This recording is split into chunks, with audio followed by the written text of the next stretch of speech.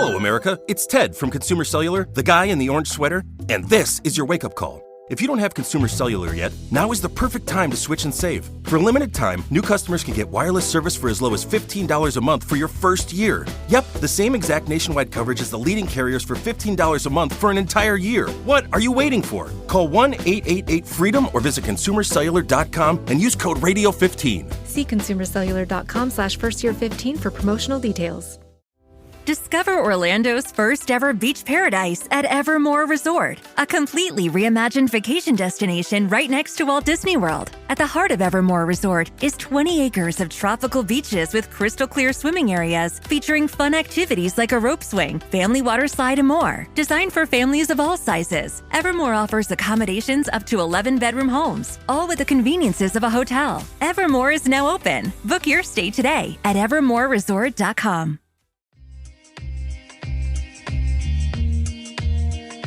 Welcome to 3 Yards Per Carry, a podcast covering the Miami Dolphins and the NFL.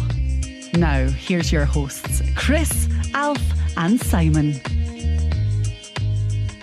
And we're on, and welcome to another edition of 3 Yards Per Carry. I'm Alfredo Artiaga. Simon Clancy is here. Chris Kaufman is here. And as always, this show is brought to you by Prize Picks. For you out-of-staters, you can use the promo code 5, that's F-I-V-E. You deposit $100, you get $100. And, of course, BetterEdge.com. You can go to BetterEdge.com/5 reasons, and you get $20 just for signing up. All right, the Dolphins keep doing some work here. Now they're doing some work on the defensive line after, we were waiting for them to do something. They finally did something. And then they made a minor splash toward the end of the day, but we'll start here. Neville Gallimore, by the way, if you go on our Discord, OnlyFans, and that's at discord.gg/OnlyFans. You can become a member there for $3 a month. I put up 2 complete games, namely because it was only 8 snaps and 16 snaps for Neville Gallimore. I picked 2 games that were competitive, 2 games that were on grass, 2 games that were on the road, and 2 games against really good opponents. One against a really good offensive line, one against a bad offensive line. So I put up the Eagles and I put up the Dolphins. And Neville Gallimore, in my estimation, and I'll get these guys in here to give their opinions now. But Neville Gallimore he's that 15 snap guy. He's going to help a little bit as a 0. He's going to help as a 1. He can rush the passer very little if he can gain leverage. He is strong, but he does lose technique, and he tends to freelance a bit, gets a little bit desperate, and tries to run in the open field when occupying offensive lineman is probably the better idea. Simon, Neville Gallimore from the Cowboys signs for $1.8 million, almost.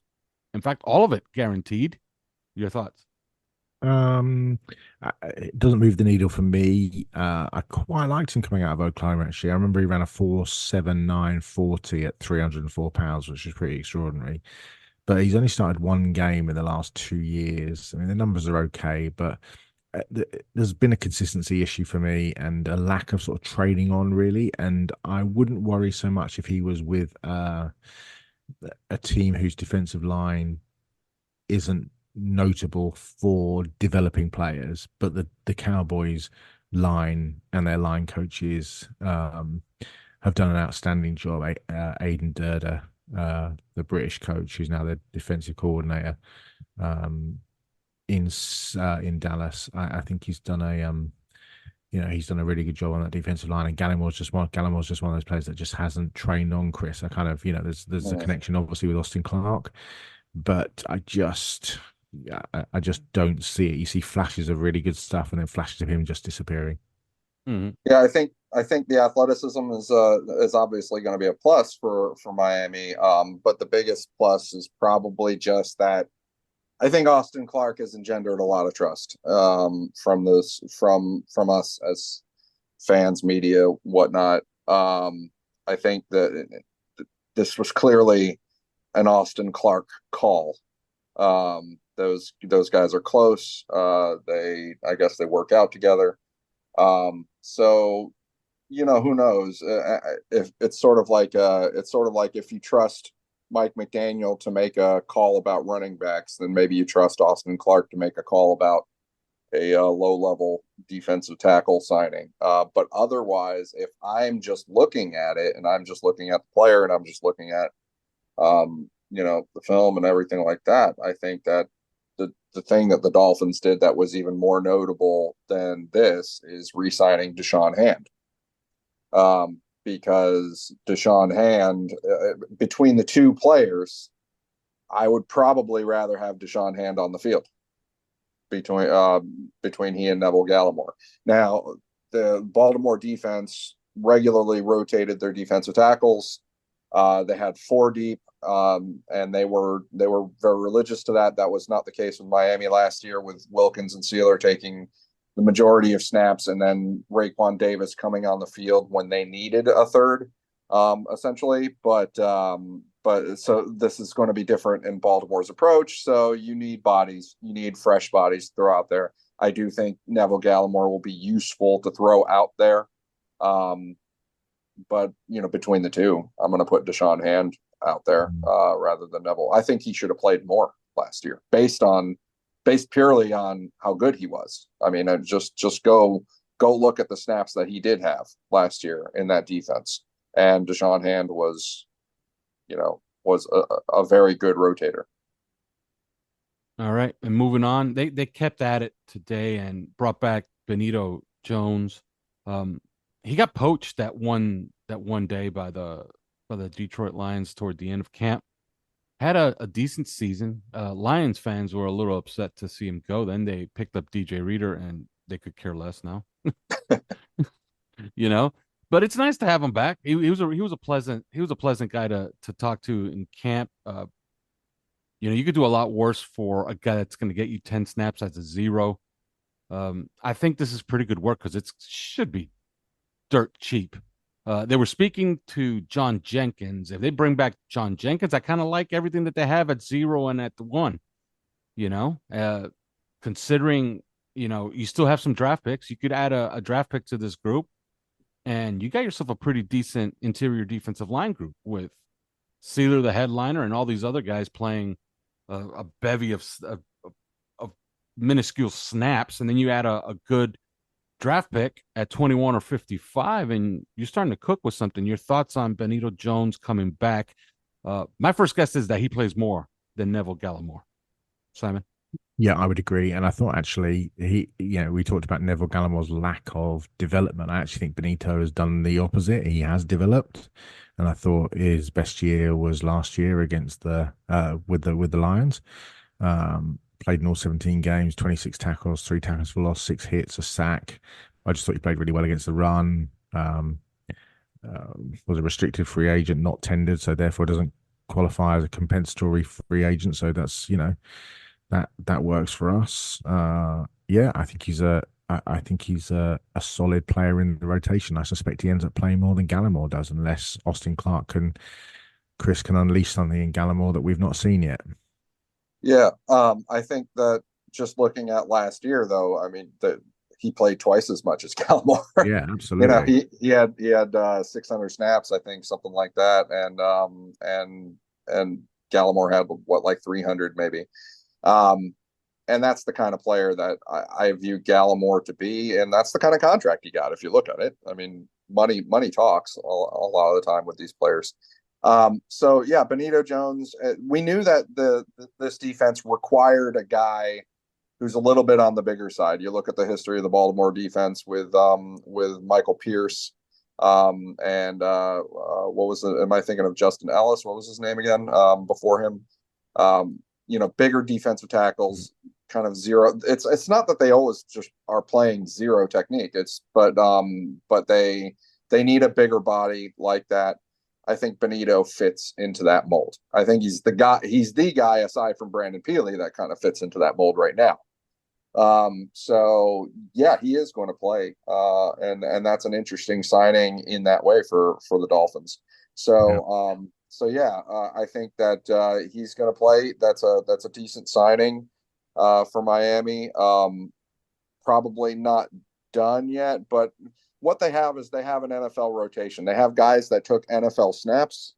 These are not players that, we talk about Isaiah Mack and Davian Nixon. Well, those aren't really guys that took NFL snaps. Neville Gallimore and Benito Jones are guys that took lots of NFL snaps. So they have guys to kind of fit into, the roles that Deshaun Hand had last year, who's coming back as a rotator. They have guys that fit into the role. Raekwon Davis, who, takes snaps, but maybe wasn't a stunning player. So they have that. But, if you want to criticize the unit and say, yeah, but Zach Sealer's you got guys, but you have one dude, that's, and I think that that's a valid criticism. And that's why they're still going to look at the position at number 21 overall, where, I keep looking at Johnny Newton, who was recruited by Austin Clark. Clearly they're taking Austin Clark's input with Neville Gallimore, and maybe they take his input with Johnny Newton at 21 overall or something along those lines. Who knows? All right, and moving on. Then they made the kind of the headliner of today. They're signing one headliner a day. So tomorrow they'll sign somebody else for $9 million a year. Kendall Fuller. Now he was a polarizing figure today on Twitter, because some beat writers were saying, "Oh, he's terrible." Others were saying, "No, look at these stats. These stats say he's pretty good. PFF likes him. Next Gen Stats really likes him." Kendall Fuller, Simon. I wouldn't say, look, Xavier Howard, I thought was really good last year until he got injured in that Tennessee game. And you could see every game after that, he was just bad. Okay. Every game after that, including the game against Dallas, where the defense was actually pretty good against really good Cowboy offense. He lost the ball in the lights that sparked the Cowboy comeback in the fourth. I didn't think he was very good down the stretch. And then he wasn't there down the stretch, missed the entire Ravens game because he was gone after the first drive, missed the Bills game, and then missed the playoff game. So if Kendall Fuller can manage to stay on the field and play up to his best football, you got to think that they have an upgrade, no, Simon?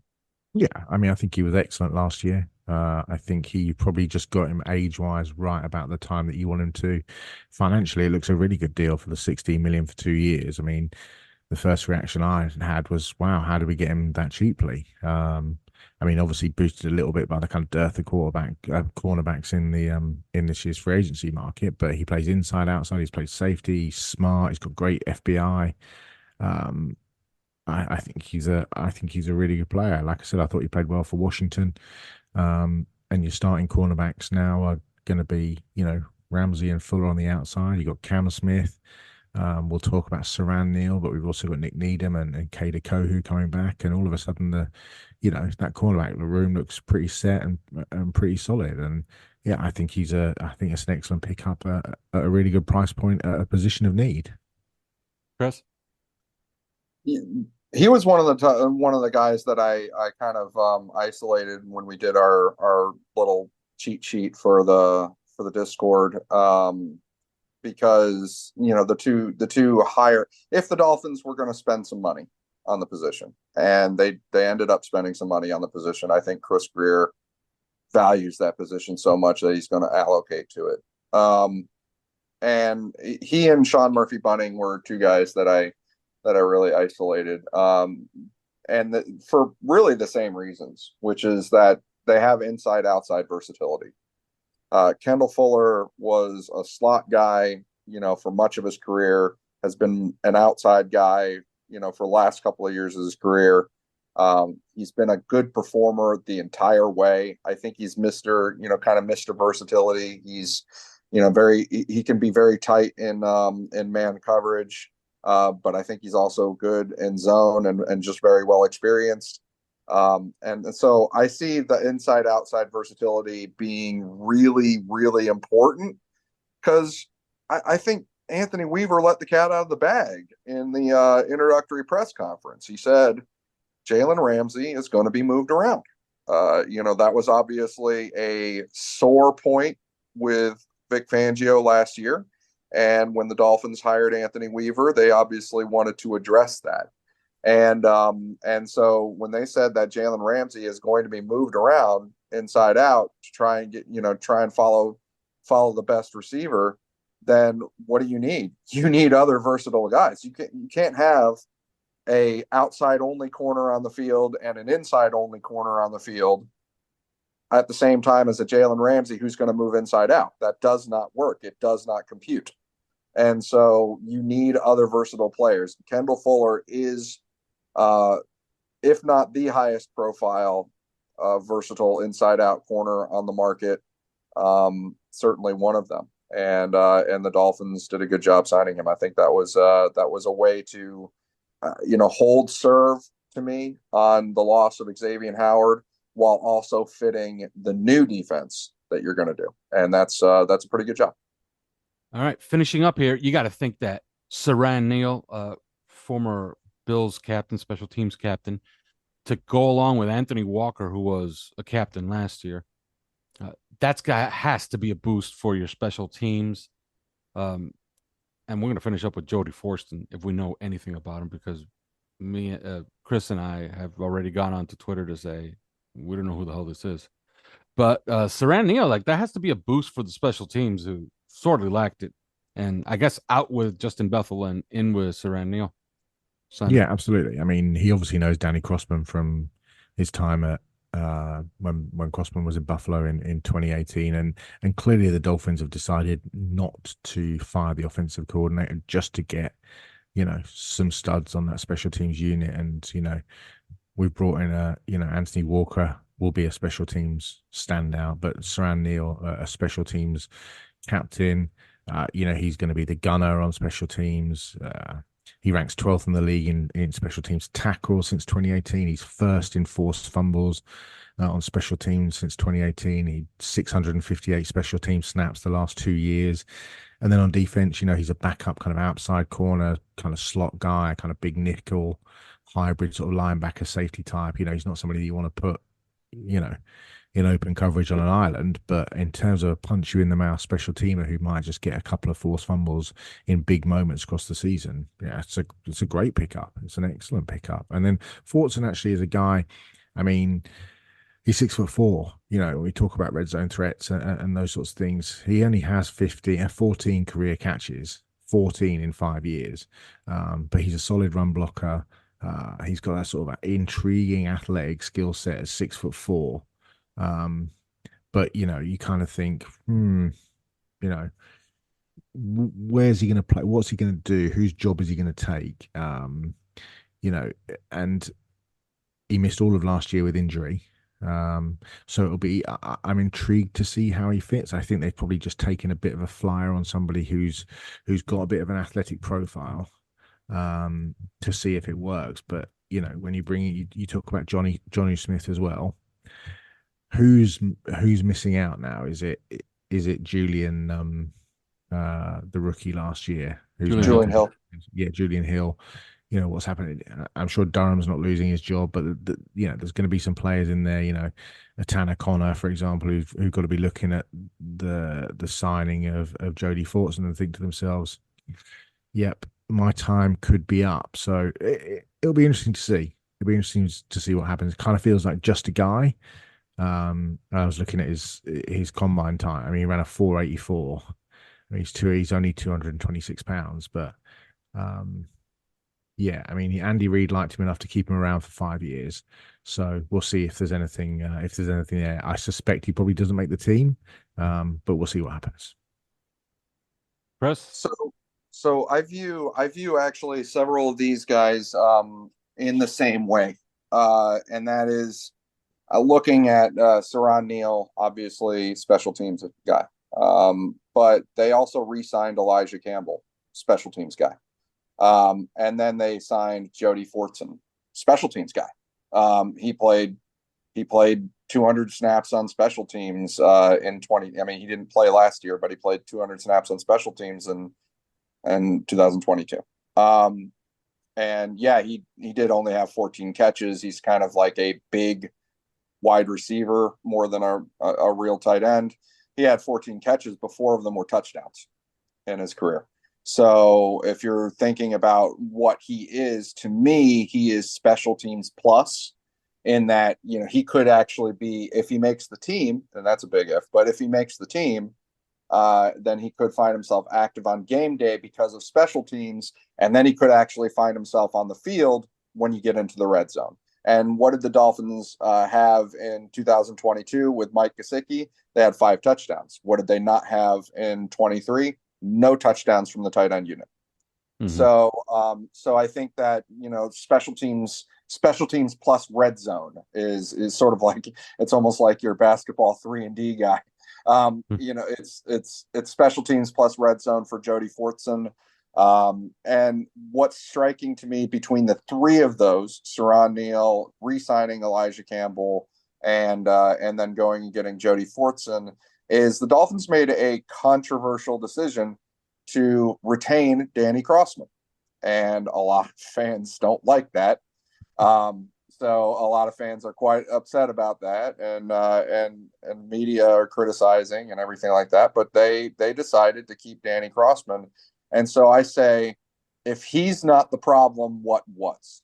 Right? That's the natural question to ask, and that leads you to, well, okay, then we'd better get him. Then we'd better get him guys, because if he's not the problem, then clearly the staffing was the problem. The staffing of our special teams units was a problem. And so if that's the case, we need to go get him players that he's comfortable with. Obviously, he's got that experience, as Simon said, with Saron Neal. And so what we've done is we've gotten him guys, and with Anthony Walker as well. I put the 4 of them together and say, Danny Crossman, you are not the problem. Your players were the problem. But now we've given you the players, and if there's still a problem, you are the problem. All right. And with that, we're going to go to break. And when we come back, we're going to briefly talk about what's left to do. You got to figure that they're running out of money here. Although they haven't announced any extensions or restructures for the big guys, meaning Tyreek or even possibly Tua. But first, these words.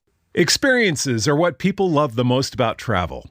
Viator is a website and app where you can book travel experiences like hiking Mount Kilimanjaro in Tanzania or enjoying the views while cruising on a catamaran in the Caribbean. They offer everything from simple tours to extreme adventures. With over 300,000 bookable experiences in 190 countries, there's something for everyone. Plus, Viator's travel experiences have millions of real traveler reviews, so you have the information you need to book the best activities for your trip. When you book a travel experience with Viator, there's always flexibility and support with free cancellation, payment options, and 24/7 service. Download the Viator app now and use code Viator10. That's Viator 10 for 10% off your first booking in the app. One app, over 300,000 travel experiences you'll remember. Do more with Viator. Discover Orlando's first ever beach paradise at Evermore Resort, a brand new vacation destination designed for families of all sizes, right next to Walt Disney World. Evermore Orlando Resort is now open. Book your stay today at evermoreresort.com. Support for this podcast and the following message come from Corient. Corient provides wealth management services centered around you. They focus on exceeding your expectations and simplifying your life. Corient has been helping high achievers just like you enjoy their lives more fully, preserve their wealth, and provide for the people, causes, and communities they care about. As one of the largest integrated fee-only registered investment advisors in the U.S., Corient has deeply experienced teams in 23 strategic locations. Corient has extensive knowledge spanning the full spectrum of planning, investing, lending, and money management disciplines. Leverage Corient's exclusive network of experts to craft custom solutions designed to help you reach your financial goals, no matter how complex they may be. Real wealth requires real solutions. For more information, connect with a wealth advisor today at Corient.com. That's Corient.com. Corient.com. Are you a South Florida property owner with an insurance claim? Are you dealing with water, mold, or fire damage to your home or business? Are you having trouble locating a 5-star rated general contractor that is fully licensed, certified, and insured? If the answer is yes, then Water Cleanup of Florida is here for you 24 hours a day.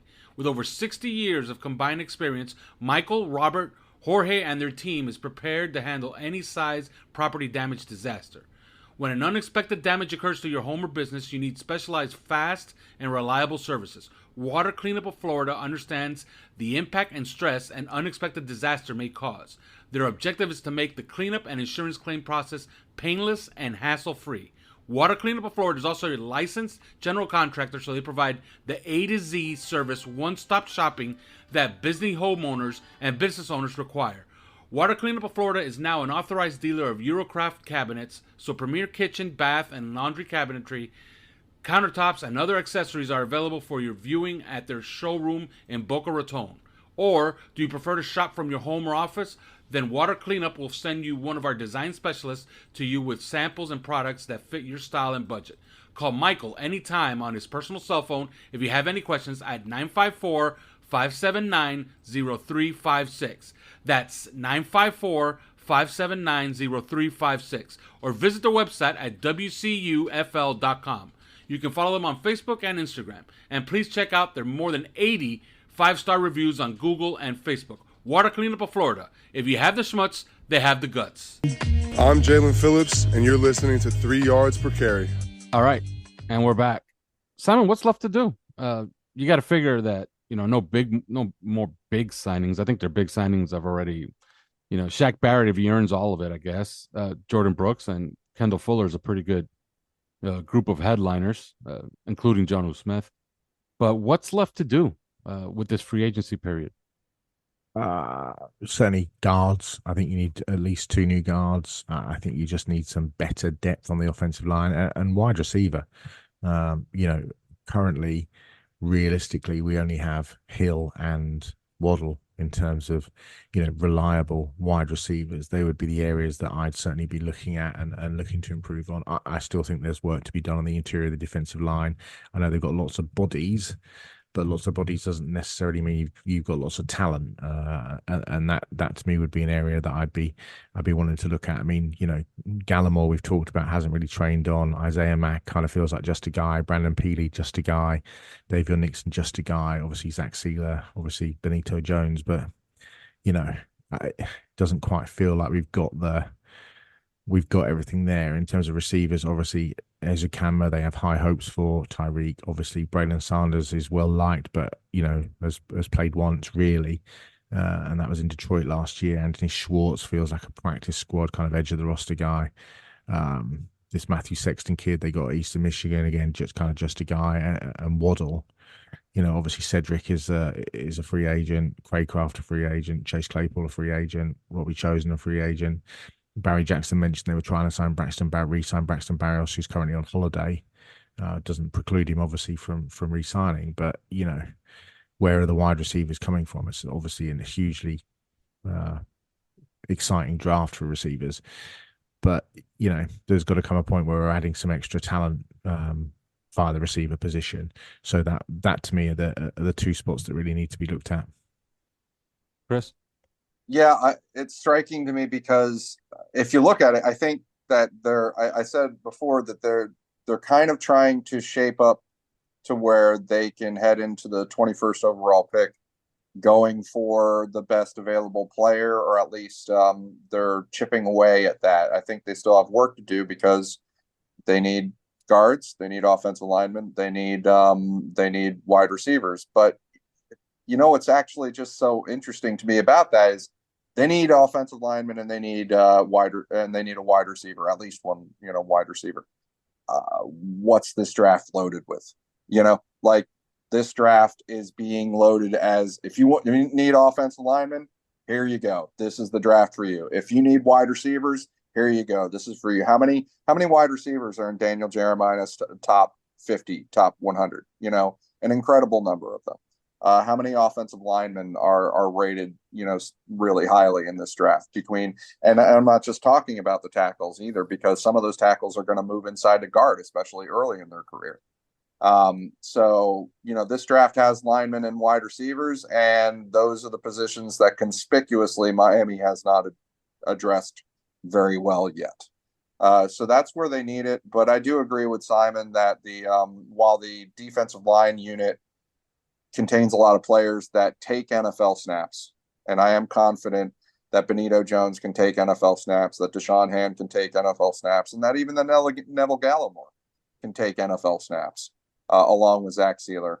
And perhaps even Brandon Peely, because it's not like, I don't think he played badly necessarily last year. I don't think he showed really bad potential last year. But we have guys that can take NFL snaps. We don't have enough guys that can make an impact. So I would still keep an eye on that position. But that's it right now. We're down to offensive linemen and wide receivers. We need a right guard and a left guard. We need another wide receiver that can come onto the field in 11 personnel with 3 wide receiver personnel and make a difference. And that's the problem, because we didn't necessarily have a guy, any third guy, be it a tight end or a wide receiver, that could make a difference catching the ball, and that's a big problem, especially on a team like Miami, on an offense like Miami that rotates both Tyreek Hill and Jalen Waddle off of the field pretty liberally. The other units, they keep their star wide receivers out there a little more. Miami and Mike McDaniel has believed in a pretty healthy subbing schedule for those guys. And I think that means you can't just go out there with, like last year, River Craycraft and Cedric Hill as your 2 wide receivers, and expect to cut it. And so they're gonna need a pretty big prominent guy there. Now, let me ask you this, Chris, before I get Simon in here.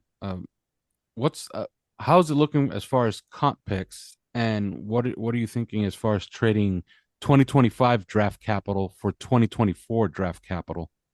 Because I keep looking at this draft and I'm thinking, man, they're short one top 100 pick. Yeah, I think particularly because they still need both guards right now. Mm-hmm.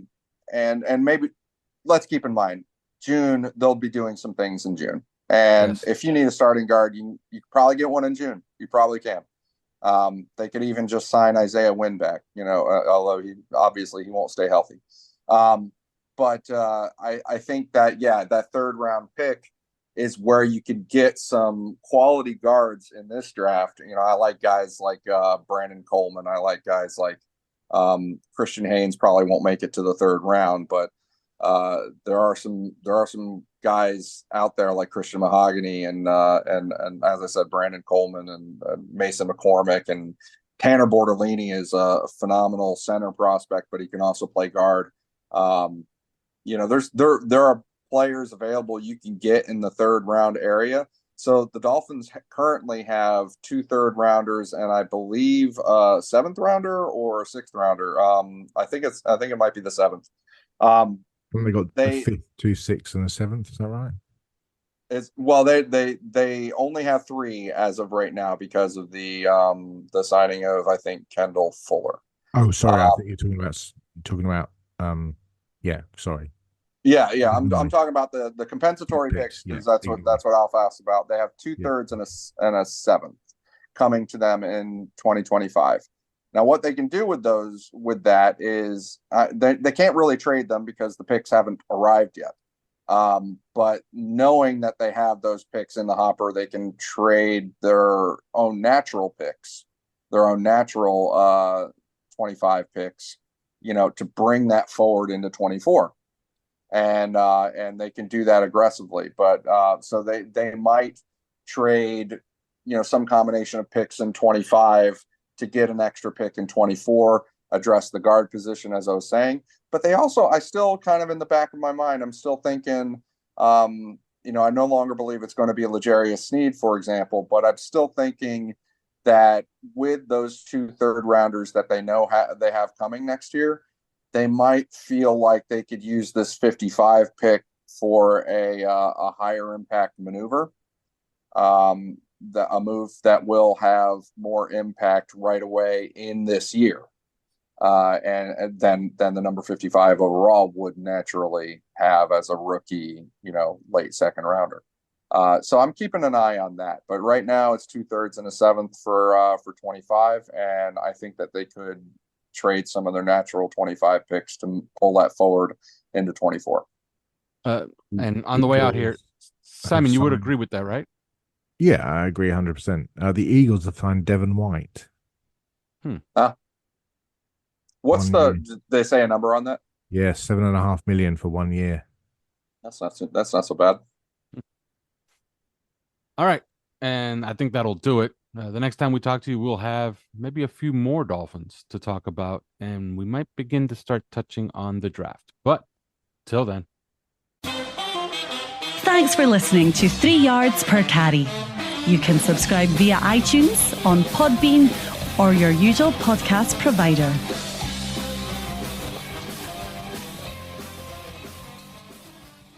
Say goodbye to your credit card rewards. Greedy corporate mega stores, led by Walmart and Target, are pushing for a law in Congress to take away your hard-earned cash back and travel points to line their pockets. The Durbin-Marshall credit card bill would enact harmful credit card routing mandates that would end credit card rewards as we know it. If you love your credit card rewards, tell your lawmakers, hands off my rewards. Tell them to oppose the Durbin-Marshall credit card bill.